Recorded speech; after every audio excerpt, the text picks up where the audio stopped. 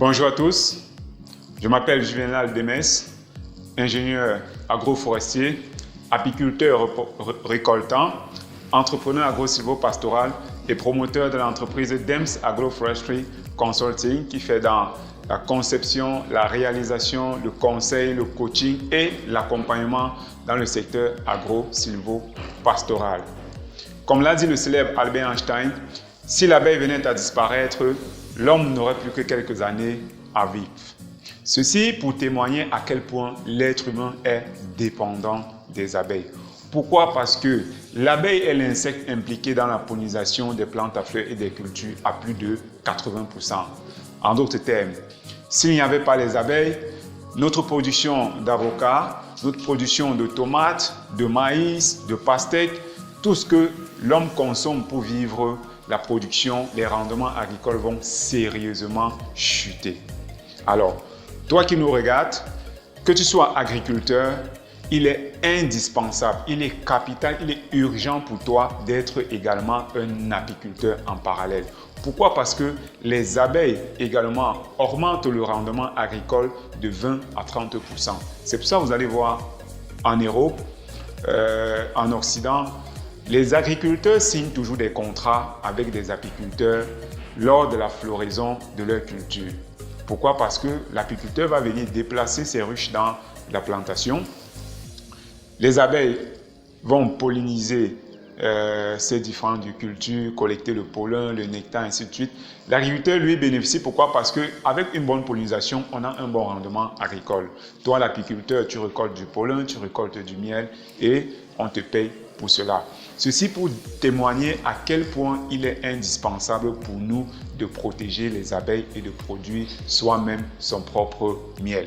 Le miel, l'un des aliments les plus prisés de la planète, c'est-à-dire quoi? C'est à la fois un aliment, c'est à la fois un médicament. C'est l'un des produits les plus prisés sur la planète. Sur le marché local et international, il se pose donc ce problème. Les consommateurs ont du mal à entrer en possession d'un miel de qualité, d'un miel 100% naturel, d'un miel biologique. Alors, nous avons jugé nécessaire de vous préparer cette formation sur comment est-ce que vous-même, vous pouvez produire votre propre miel et d'autres produits dérivés de la ruche. On va voir par exemple ici la propolis, la cire d'abeille qui est un élément quasiment indispensable en cosmétique dans la fabrication des rouges à lèvres et bien d'autres. Le venin d'abeille, la gelée royale et bien d'autres. Donc vous aussi, vous pouvez produire tous ces produits dérivés de la ruche chez vous. La formation est organisée en 5 parties et s'articule autour de 11 modules. Donc les 5 parties ici, dans la première partie, nous allons parler des généralités de l'apiculture. Dans généralité, ici, on va voir l'historique. Vous allez vous en rendre compte que ce n'est pas une affaire d'aujourd'hui, c'est une affaire qui remonte à des centaines et des centaines d'années. Après l'historique, nous allons parler de l'intérêt et de l'importance de l'apiculture. Pourquoi est-ce qu'il est important d'être apiculteur? Pourquoi est-ce qu'il est important de produire soi-même son miel? Après dans cela, nous allons parler de l'économie de l'apiculture. Quels sont les plus grands producteurs de miel au monde? Quels sont les plus grands producteurs de miel en Afrique, que ce soit le miel, que ce soit la cire d'abeille et tous les autres produits dérivés.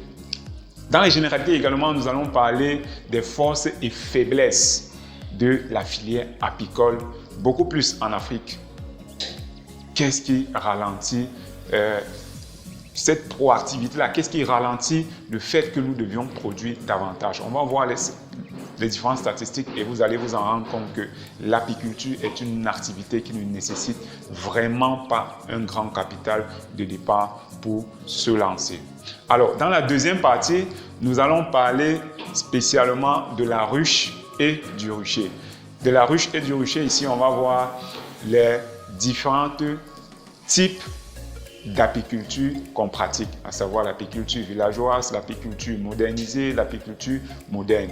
Après cela, on va voir les différents types de ruches, que ce soit les ruches à barrettes, les ruches à cadre et les différents modèles de ruches utilisés. Vous allez voir, on va parler des ruches Langstroth, des ruches d'Adam, des ruches kényennes, des ruches franches et bien d'autres. On va parler de tout cela et puis on va finir dans cette partie par comment est-ce que vous aussi, vous pouvez construire vous-même vos propres ruches de façon pratique. Du choix des planches, du travail de la planche à la machine, l'assemblage, ainsi de suite. Dans la troisième partie, on va spécialement parler du suivi et de l'entretien. Je n'ai jamais cessé de le dire. Dans tout projet agro-silvo-pastoral, le suivi est capital. Quand est-ce qu'il faut aller au rucher? Beaucoup vont vous dire, ah oui, moi je ne me lance pas parce que les abeilles ça pique. Je le rappelle, les abeilles ne vous attaquent pas, les abeilles se défendent. Quand est-ce qu'il faut aller au rucher? Ou à quelle heure il faut aller au rucher? En quoi consiste le suivi et de l'entretien? C'est vrai, on a l'habitude de dire chez nous, nous ne nourrissons pas les abeilles comme on fait l'élevage des poulets de chair, des lapins et on va les nourrir matin, midi, soir. Les abeilles se battent dans la nature. Quels sont les critères à prendre en compte lors du choix d'un site où est-ce qu'on va installer ces ruches? Est-ce qu'on vient installer en pleine ville? N'importe comment, on va les installer au désert? Il y a des critères qu'on doit prendre en compte pour choisir tel lieu est propice pour installer des ruches. Maintenant qu'on a choisi son site, quels sont les différents éléments? Comment est-ce qu'on doit procéder pour disposer les ruches dans notre milieu? Quelle est l'orientation? Combien de ruches doit-on placer dans ce milieu? Est-ce que ce milieu a assez de potentiel pour acquérir autant de ruches qu'on voudrait? Ça, ce sont des éléments que nous allons en débattre dans la partie 3 de notre formation. La partie 4 ici, là, on va parler précisément de la récolte et le conditionnement des produits de la ruche. On va commencer par le matériel de récolte, le matériel d'entretien. Qu'est-ce qu'il nous faut pour être un apiculteur, pour aller faire des visites au rucher, pour aller faire des récoltes au rucher? On va parler du matériel, on va parler de comment est-ce qu'il faut récolter, quel est le protocole à utiliser pour faire la récolte. Après la récolte, comment est-ce qu'on extrait le miel? Comment est-ce qu'on extrait la cire d'abeille? Comment est-ce qu'on extrait la propolis? Donc, on va parler de tout cela dans la partie 4.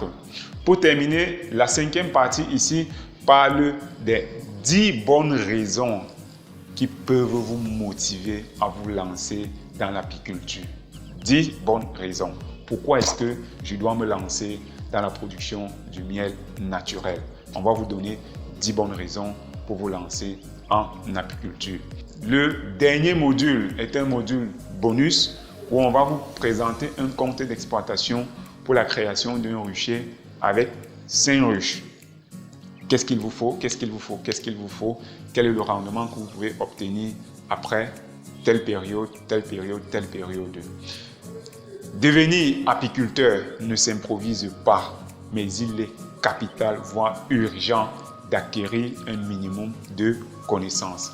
Rendez-vous tout de suite sur la plateforme Sekucha pour entrer en possession de votre formation. Après cette formation, n'hésitez surtout pas de nous donner une note. On se dit à très bientôt sur Sekucha.